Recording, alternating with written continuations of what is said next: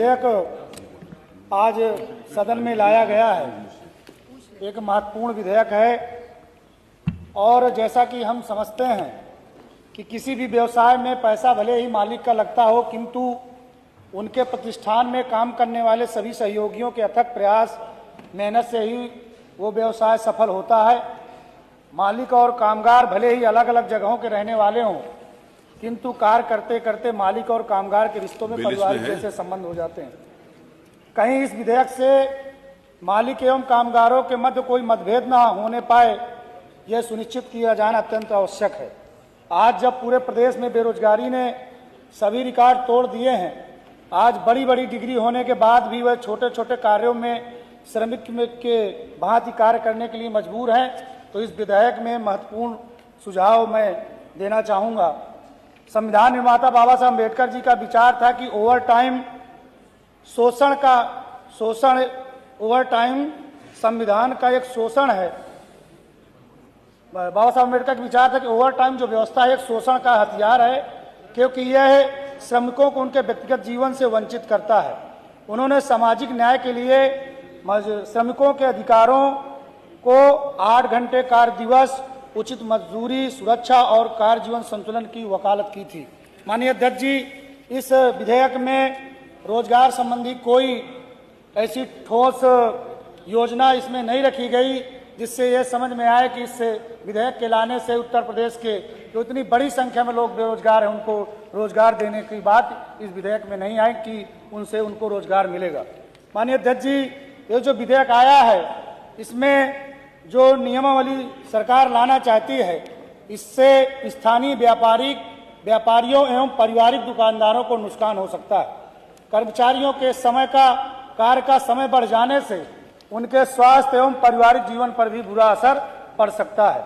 नए नियमों के अतिरिक्त बोझ से छोटे एवं मध्यम दुकानदारों को अत्यंत कठिनाइयों का सामना करना पड़ सकता है। महिला कर्मचारियों को देर रात तक रुक कर काम करने की अनुमति तो दी जा रही है इस विधेयक के माध्यम से, लेकिन उनकी सुरक्षा और परिवहन की जिम्मेदारी कौन लेगा? कि जो हमारी मातृशक्ति अगर रात्रि में काम करेगी तो उसकी पूर्ण सुरक्षा की जिम्मेदारी आखिर कौन लेगा?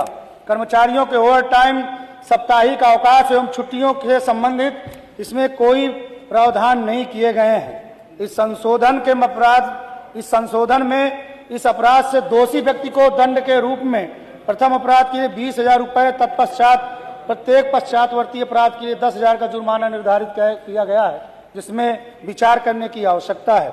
इस विधेयक के संशोधन से सुधार नहीं बल्कि श्रमिक अधिकारों का हनन होना प्रतीक होता है।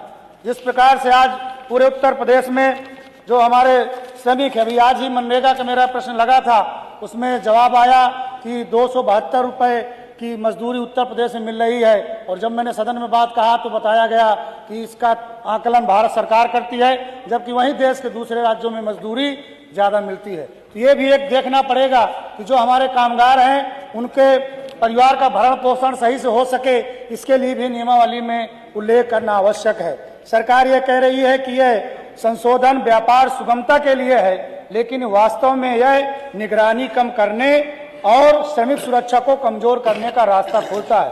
क्या सरकार श्रमिक अधिकारों की कीमत पर एज ऑफ डूइंग बिजनेस करना चाहती है? इस ओर भी सरकार को ध्यान देना पड़ेगा।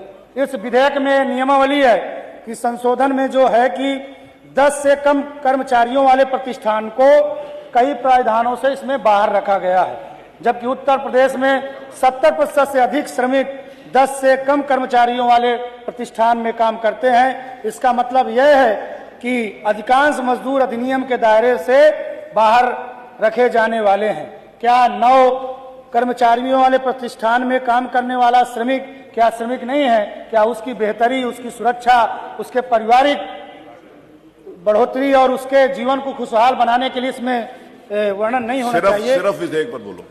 मानवर, इसमें जो विधेयक में लाया गया है, मजदूरी में मजदूरों से 12 से 24 घंटे काम कराया जाएगा और ओवर टाइम के नाम पर शोषण किया जाएगा। इस विधेयक में ये जो बातें आई हैं, सवाल यह है कि जब निरीक्षण कमजोर है तो ओवर टाइम का दुरुपयोग कौन रोकेगा?